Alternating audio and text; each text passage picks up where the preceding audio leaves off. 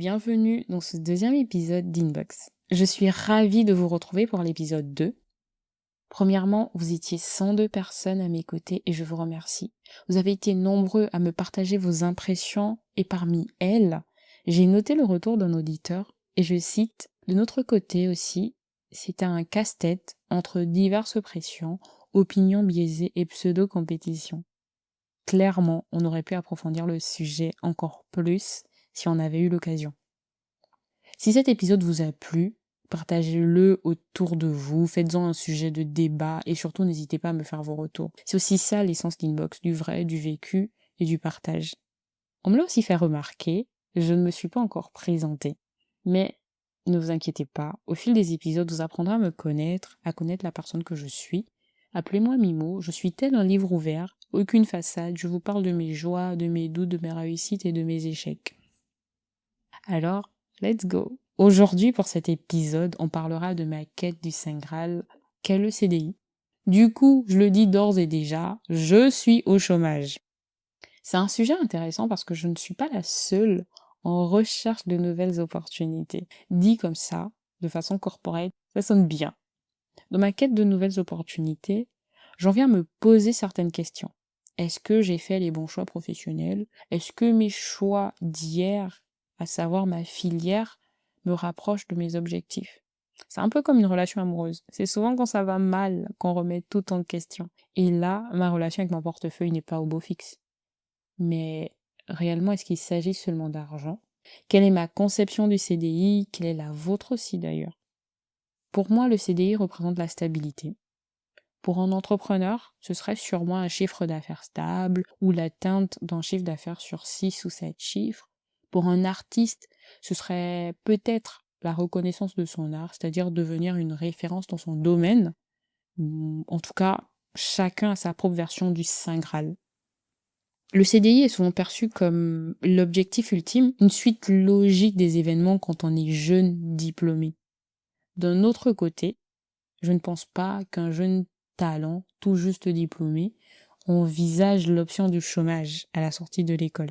Non, je ne pense pas. On pense très peu à l'inaccessibilité de ce CDI tant convoité. On nous vend cette idée que nos stages, alternances, CDD, voire l'accès à un certain type de formation sont des étapes certaines pour y arriver. Pourtant, tout le monde ne l'atteint pas facilement. On parle rarement de l'inaccessibilité de ce Saint Graal.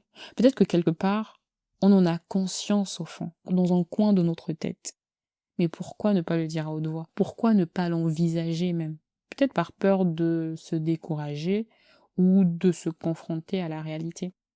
D'ailleurs, je crois qu'on devrait avoir des statistiques précises. En moyenne, combien de temps faut-il à un jeune diplômé pour décrocher un CDI? Pourquoi ne pas intégrer cette possibilité dans notre réflexion dès le départ, dans notre parcours scolaire par exemple? Je vais reposer le contexte. Ici, pour cet épisode, je parle de ces jeunes talents, ces jeunes diplômés, les bleus du marché de l'emploi, sortant fraîchement des bancs de l'école avec ou sans expérience. Pour ma part, j'ai enchaîné stage, alternance, fin d'alternance et CDD. Aussi, pour rappel, je ne suis pas à mon premier coup d'essai vers le monde de l'emploi. Cette quête du CDI, cette transition des études vers le monde du travail, je la vis pour la seconde fois. La première fois, je peux vous dire que je l'ai écourtée, mais très très très vite. J'ai un premier master CCA, comptabilité contrôle audit, obtenu en 2021.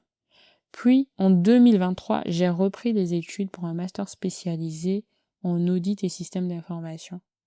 Entre 2021 et 2023, je ne me sentais pas légitime à la recherche d'un emploi.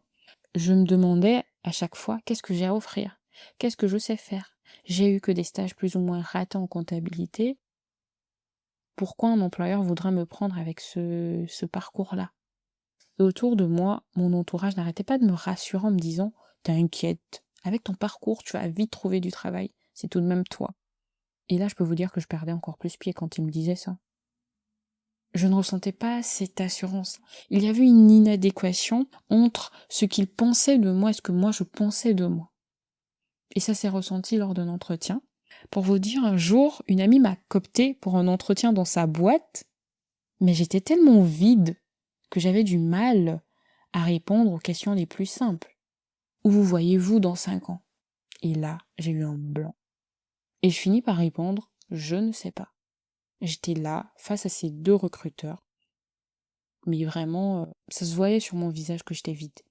Pendant que l'un me posait des questions, le second s'amusait à remuer, à secouer sa bouteille de coca avant de me demander: «Vous pouvez me l'ouvrir, s'il vous plaît?» Je vous promets, je n'ai même pas sourcillé, je me suis exécutée machinalement, je n'ai pas montré d'agacement, je n'ai pas posé de questions, juste un geste automatique. Et avec du recul, à vrai dire, ça ne m'agaçait même pas. Je prends le temps d'ouvrir la bouteille, que je lui retourne juste après, sans une goutte au sol, et je peux vous dire que durant cet entretien, je ne me suis pas vendue. Je l'ai juste subi tout le long. J'avais activé le pilote automatique. Je débitais des paroles que je connaissais par cœur, comme mon nom, mon prénom, mon parcours. Vous pouvez vous dire que c'est un manque d'ambition, mais non, ce n'était pas un manque d'ambition.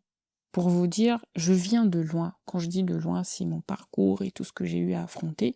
Et j'ai toujours visé des métiers, des filières avec une certaine reconnaissance. C'est-à-dire avoir le titre d'experte comptable un jour, par exemple. Mais aujourd'hui, je peux vous dire que c'était plutôt une perte de repères, que je distingue d'un manque de repères, on va dire. À cette époque, mon avenir était flou. Je ne me voyais nulle part, je ne me sentais pas légitime pour exercer le métier pour lequel j'avais eu un master. Et à vrai dire, moralement, je n'étais pas très bien aussi. D'ailleurs, je vous laisse me dire si j'ai obtenu le job ou pas. Aujourd'hui, et je peux vous dire que le mindset a évolué entre 2023 et 2025 grâce à Dieu. La quête du CDI quand on est jeune diplômé, je m'en rends compte, n'est pas du tout facile. On sort d'un cadre structuré où l'on sait ce qu'on attend de nous et on nous plonge dans un monde où tout est plus ou moins flou. Une fois sur le marché, tout est subjectif et incertain. Les attentes des recruteurs vacillent entre plusieurs critères en fonction du poste, des secteurs, voire même de la personne en face d'eux. On nous parle d'expérience métier, de compétences comportementales, autant de critères dont on n'a pas la pleine mesure, je crois, à un certain moment. Certaines situations nous valent de multiples objections auprès des recruteurs. Trop d'employeurs en peu de temps, ça fait instable. Un seul employeur, ça manque d'expérience. Que des stages, pas assez valorisants, mais encore. Une femme sans enfant, attention, bientôt la maternité, elle voudra aussi sa part de congé maternité. Une jeune mère, elle va vouloir partir tôt, en oubliant qu'elle arrive plus tôt. On te reproche tout et son contraire. Et ça, c'est la dure réalité du marché de l'emploi. Oui, monsieur le recruteur, je suis coupable d'avoir un parcours qui m'est propre. On doit constamment se vendre, se battre pour trouver notre place. Quand je vous dis que le mindset a évolué, mais aujourd'hui je m'en rends compte. J'ai toujours un nœud dans le ventre, oui, quand je postule. Oui, je ne suis pas sûre des fois. Mais aujourd'hui, j'assume clairement le regard de mes proches sur mon parcours, par exemple. J'ai évolué, oh.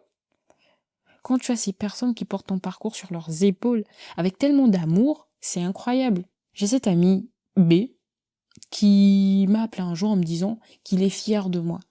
J'ai cette amie, cette sœur M qui ne me lâche pas, qui me donne de la force depuis tellement longtemps. J'ai cette grande sœur Amandine et ma petite sœur Davila qui me répètent tout le temps: tu vas devenir experte comptable. Ce n'est pas pour maintenant, à vrai dire. Et pourtant, à côté, je suis l'aînée d'une fratrie. Et je porte aussi le parcours de mes frères et sœurs sur mes épaules. J'ai à cœur leur réussite autant que la mienne. Je vous dis tout ça aussi pour montrer à quel point tout bouillonne en nous quand on arrive à la recherche du CDI. On a chacun notre vécu, des parcours de vie différents, des parcours scolaires différents, mais in fine, on se rejoint. En 2021, j'ai expérimenté le syndrome de l'imposteur.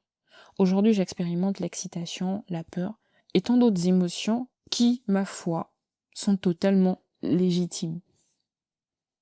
Mis à part tout ça, je constate aussi que la trajectoire vers le CDI n'est pas très souvent linéaire. Et là aussi, il est bien de distinguer le CDI qu'on accepte par nécessité, souvent avec un salaire en dessous de nos attentes, et le CDI idéal, celui qui correspond à nos ambitions et qui est source d'épanouissement sur tous les plans. Ah, tous les CDI ne se valent pas, mais est-ce qu'un jeune diplômé peut réellement décrocher son CDI idéal dès le début? Ou est-ce que c'est juste un mythe en fait? Dans mon cas, après une alternance où je pensais que le CDI serait la suite logique, j'ai accepté un CDD de 3 mois dans un autre service. Finalement, pour découvrir que ce job ne m'apportait ni nouvelles compétences, ni progression. Mais soyons réalistes, j'ai aussi accepté la proposition du CDD parce que sans argent, on ne dort pas. Autant j'aime parler, autant j'aime dormir. Parfois, on n'a pas le luxe de refuser un emploi, même insatisfaisant. Et les questions que je me suis posées, est-ce que ce CDD est un échec? Est-ce que l'absence de CDI est un échec? Faut-il accepter un poste sans perspective, juste pour survivre, ou attendre mieux, au risque de ne rien avoir? Je finis sur ces mots, et je vous laisse réfléchir à ça, à vos premiers entretiens, à vos premières recherches d'emploi, et surtout un coucou à tous les jeunes diplômés en quête du Saint Graal, à tous les chômeurs et chômeuses de la place, et à tous ceux qui bossent déjà. Vous voyez, je ne parle pas que d'amour. Merci pour votre soutien, on se retrouve très vite. Prenez soin de vous, aimez, commentez, partagez, laissez-moi un message sur Instagram.